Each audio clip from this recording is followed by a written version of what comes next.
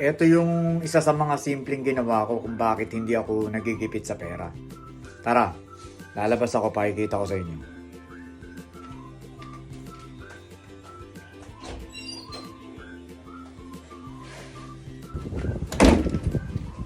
Hindi naman para sa lahat to.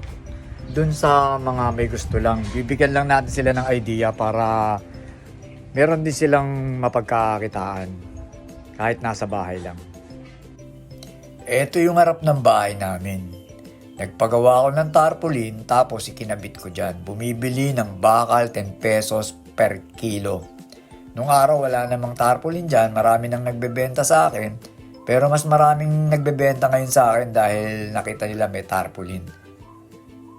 Ayan yung mga nabili ko. Konti pa lang kasi nakabenta na ako nung last week.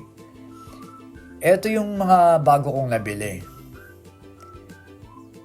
Madali lang kasi kumita sa mga bakal, tsaka bulok na yan eh. Kumbaga scrap na yan eh. Maulanan man yan, maarawan, hindi naman masisira. Kaya mas magandang negosyo to. Para lang naman sa may mga gusto, hindi naman para sa lahat, sabi ko nga eh. Yun lang may mga gusto kasi yung junk, mas madaling mabenta yan. Anytime pumunta ka sa junk shop, ikarga mo yan sa sasakyan o kung meron ka mang kariton, madali yan, bibilin yan sa'yo. Tapos umanap ka ng junk na medyo mas mataas kasi yan katulad niya 10 piso yan tapos meron ako nabebentahan 17.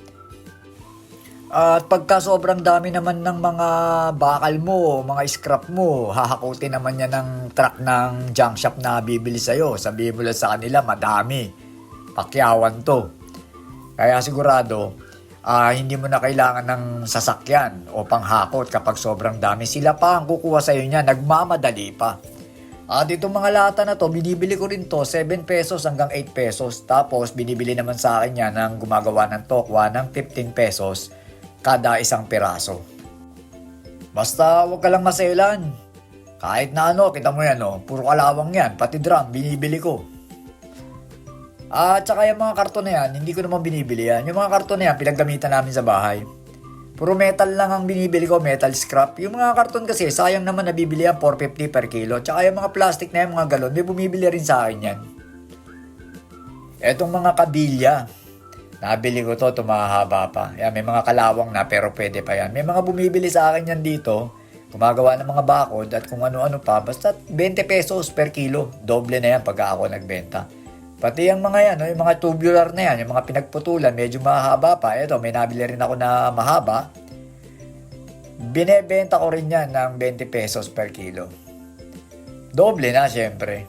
Saka good pa yan. Magagamit pa yan. Meron din naman mga lata, ayan, yung mga lata na aluminum, na mga soft drinks at saka ng mga alak. Maganda presyo niyan. 45 pesos hanggang 50 pesos siya per kilo sa junk shop. Pero binibili ko yan, 30 lang. At syempre, ang hindi mawawala dyan, dapat ang timbangan. Paano mo mabibili yung mga kalakal na yan kung wala kang timbangan? At kailangan yung timbangan mo, selyado, calibrated, walang daya. Huwag kang manlalamang sa kapwa. Pwede ka naman bumili ng mababa para mabenta mo ng mahal. Pero yung timbangan, huwag mong dadayain. O eto, mabilisan lang Ituturo ko sa'yo kung paano ako kumita dyan sa mga bakal na yan. Hindi ka naman magtatayo ng junk shop. Kasi ang junk shop, malaking puhunan yan. Eto, buy and sell lang ang tawag dito. Bumibili ka ng bakal, 10 pesos per kilo. Bakal lang. Tapos, pagka gusto mo na ibenta, kunyari katulad ko, 3,000 yung sinimulan kong puhunan. Pag naubos yung 3,000, bebenta ko na. Pwede ka nga magsimula ng 1,000 lang kung wala kang pera Maliitan lang to. Tinuturo ko lang to para magkaroon ka ng idea na pwede kang magkapera kahit na nasa bahay ka lang. Kasi ito bahay lang to Pero lakas namin kumita rito. Ang dami nagbebenta ng bakal dito Marami, pati yung mga nagko-construction, mga kapitbahay ko, ang dami, iba't iba. Ngayon, yung 3,000 ko, kapag naubos, sa tag sa 10 piso, 300 kilos yun. Pupunta ngayon ako sa junk shop. Sasabihin ko sa junk shop, sa kanila ako magbabagsak ng nabibili ko laging mga bakal, maramihan, 300 kilo, ganyan. At ibigay nila sa akin yung magandang presyo. Bibili ngayon sa akin yun ng 15 hanggang 18. Pero ang nakapaskill Nakapaskil sa junk shop nila, 12 pesos lang per kilo. Lamang lang sila sa akin ng 2 piso.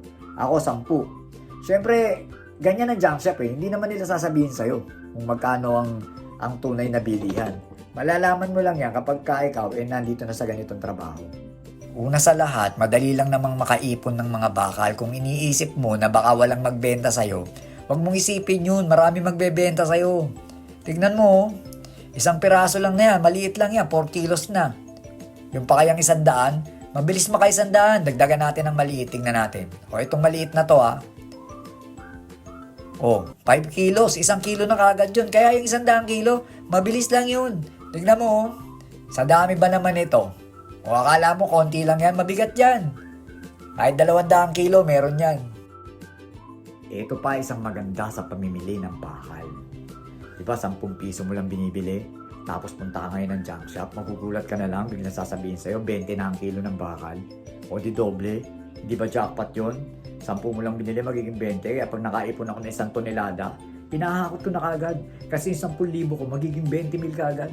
Kikita ako ng 10. Ayaw mo ba nun?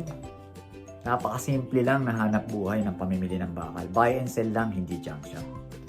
Para mas mabilis. Paikutin mo lang yung pera hanggang sa lumaki ng lumaki. Ngayon, ako nga nagsimula lang sa 3,000 hanggang sa nakaipon ako. Kung gusto mo namang simulan na, basta't merong kang timbangan at saka kahit konting puhunan, pwede ka nang mamili ng bakal. Mabilis lang naman yan. Nabubulol pa ako kung kailan patapos na. Kung nagustuhan mo naman, itong video ko na to at meron ka natutunan o makakatulong to sa'yo, baka pwedeng pakisubscribe mo naman ako. At pakiclick mo na yung notification bell. May maingay pa, dumadaan yung tricycle. Baka magbebenta ng bakal niya sa baba. Ha? Okay?